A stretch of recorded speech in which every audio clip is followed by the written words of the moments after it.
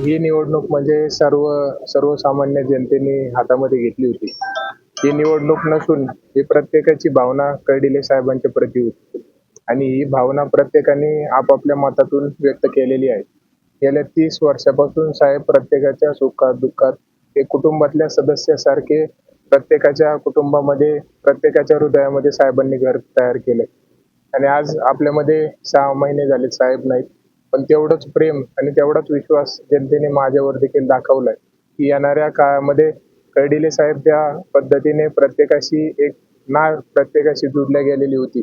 आज प्रत्येकाने माझ्यावर तो विश्वास दाखवलाय. मला ती संधी दिलेली आहे.